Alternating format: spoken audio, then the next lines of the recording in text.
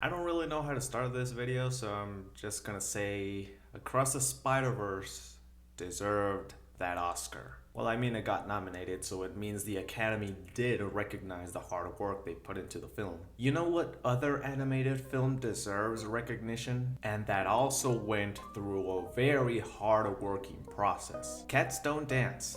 Ever heard of it? If you said no, it doesn't surprise me. This movie had a very bad luck, and honestly, it didn't deserve it. Anyway, I'm here to tell you about it. My review contains spoilers, so if you want to be surprised by the movie, I suggest you leave, go watch the movie, and then come back to my review. Okay, so Cats Don't Dance is an animated film from 1997, made by Turner Animation, company that I believe went broke after the release of the film, and distributed by Warner Brothers. Or I guess Turner Animation was a Warner Brothers division. Either way, you see both logos at the start of the film. So the story revolves around Danny, an optimistic cat from Kokomo who has the dream to become an actor. But since he can't make his dream come true in Kokomo, he travels to Hollywood to do so, thinking that by Thursday he will become the new Hollywood sensation. Oh, Danny, if it were that easy, I would have left Mexico by now. So along the way, he starts to discover that not everything is what it seems. He discovers that Hollywood sensation Darla Dimple is evil. Animals are always treated as extras and never taken seriously for a main character role. He finds the love of his life, which actually starts a bit complicated. Damn you, Danny, you traveled somewhere else and found love? Man, I have to get out of here. Heck, he even encourages her to keep following her dream to become an actress. He actually does that for everyone. If it wasn't for him, all those animals would have been in the same job positions. But Danny came to the rescue. Yeah, sure, he made a lot of mistakes along the way, but that's part of the process. You fail to rise. So basically that's the plot of the movie. It's a heartwarming story. I really enjoyed it a lot. Despite it being an hour and 10 minutes long approx. That would be my only complaint against it. I feel that it does a good job at explaining the story and even giving us a little background to each character. Like, you don't get much of attention to each character, but at the end you do realize that they all have the same goal. And that's what makes you empathize with most of these characters. Except for Darla. Spoiled little brat. It's one of those movies that tells you, you got a dream? Go for it. You're gonna make it. It's not gonna be easy, but if you believe in your dream and most importantly in yourself, nothing standing in your way is gonna knock you down. Man, I love this movie.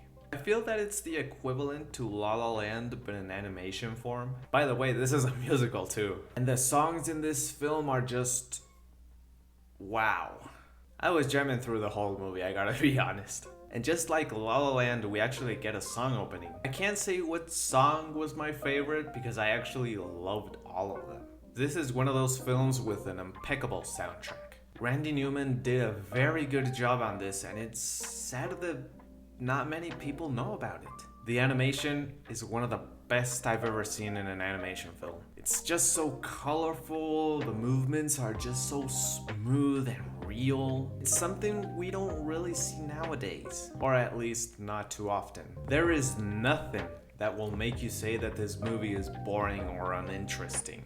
Something is gonna glue you to your seat, and you're gonna be thankful for that. And after it's over, you're gonna wanna see part 2. But sadly, there is no part 2. And whose fault is that? Warner Brothers. And it's no surprise, I mean, look at what they're doing to Coyote vs. Acme. It's not the first time they pull a stupid move like that one. They already did something similar to Cats Don't Dance. So for what I know, they didn't have a lot of faith in this movie. Just like Coyote vs. Acme. So what did they do? They gave this movie very little advertising. Like if it were a low-budget, heartless film. Like if the hard work the animators did wasn't worth it. For what I know, the only advertising they did were a couple of TV spots. And a McDonald's like Happy Meal toys, but for Subway. You gotta be kidding me. Is Subway? You see, Warner Brothers has always been this stupid. The movie didn't even win its profit back, being $32 million.